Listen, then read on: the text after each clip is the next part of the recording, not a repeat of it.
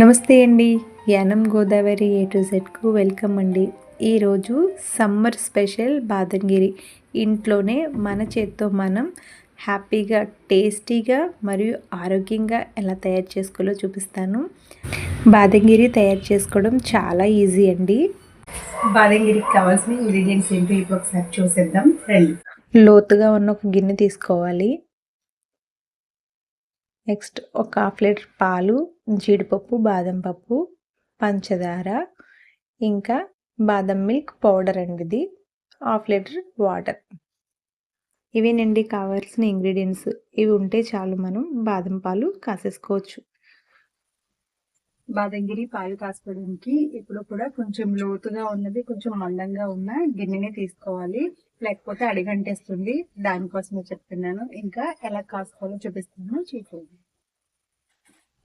చాలా ఈజీ, అలాగే తక్కువ ఖర్చు అండి. మనం ఎలాగో బయట తీసుకుంటాం కదా, కానీ మన ఇంట్లో మనం ఒక 100 రూపీస్ ఖర్చు పెడితే గనక ఒక 2 లీటర్స్ అవుతుంది. ఇప్పుడు కూడా 1/2 లీటర్కి 1/2 లీటర్ వాటర్ వేసుకుని కాసుకుంటే మనకి చాలా టేస్టీగా ఉంటుంది, అలాగే చిక్కగా కూడా ఉంటుంది. చూసేద్దాం.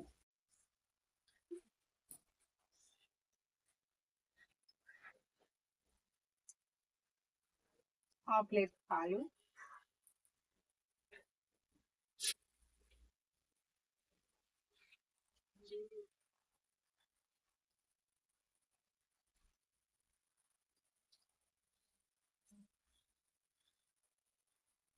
ఇది నాకు 1/2 లీటర్ వస్తుందండి.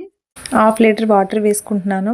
పాలు మరిగే లోపల పంచదార తీసుకున్నాను. ఈ పంచదారలో బాదంగిరి పౌడర్ మనకి మార్కెట్లో దొరుకుతుందండి. సూపర్ మార్కెట్లో కానీ ఆన్లైన్లో కూడా దొరుకుతుంది. 1/2 లీటర్ పాలు తీసుకున్నాం కదండి, దానికోసమని ఒక 100 లేదా 150 గ్రామ్స్ పౌడర్ వేసుకుని పంచదారలో బాగా మిక్స్ చేసుకుని పక్కన పెట్టుకోవాలి. పాలు బాగా మరుగుతున్న టైంలో, అంటే చూడండి ఇలా తెరలు కాగుతున్నప్పుడు మనం పంచదార, బాదం పౌడర్ కలుపుకుని పెట్టుకున్నాం కదండి, ఆ పౌడర్ని ఇందులో వేసుకుని బాగా మిక్స్ చేసుకోవాలి. బాదం పౌడర్ వేసుకున్న తర్వాత దగ్గరుండి కలుపుతూనే ఉండాలండి. ఒక 10-15 నిమిషాల వరకు. చిక్కబడుతున్నప్పుడు అడిగంటేస్తుంది, దానికోసమని దగ్గరుండి కలుపుకోవాలి, లేకపోతే పాలు టేస్ట్ మారిపోతాయి. అదొకటి చూసుకుంటే సరిపోతుంది. ఇలా ఒక 10-15 నిమిషాలు కలిపిన తర్వాత బాగా తెల్ల కాగాక మనం చూసుకోవాలంటే ఒక టేస్ట్, అసలు మనకి పంచదార సరిపోయిందా లేదో చూసుకుని పంచదార అడ్జస్ట్ చేసుకోవచ్చు మన టేస్ట్ని బట్టి అన్నమాట.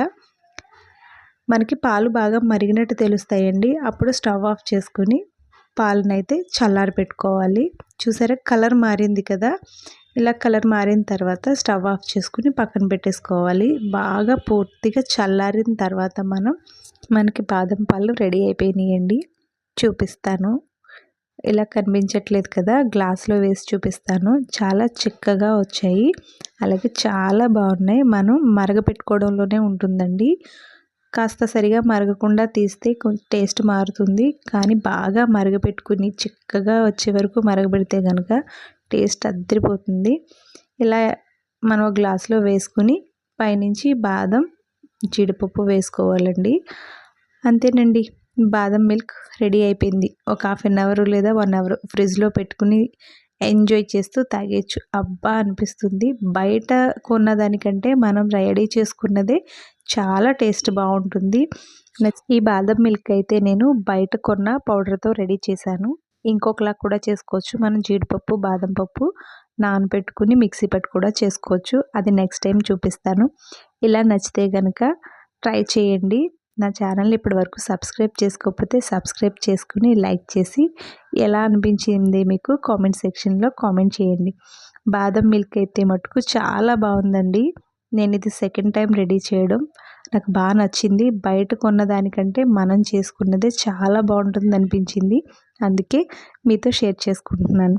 ఓకేనా మరి, నచ్చితే తప్పకుండా ట్రై చేయండి. నా వీడియోని సపోర్ట్ చేస్తూ ఉండండి. Thank you for watching.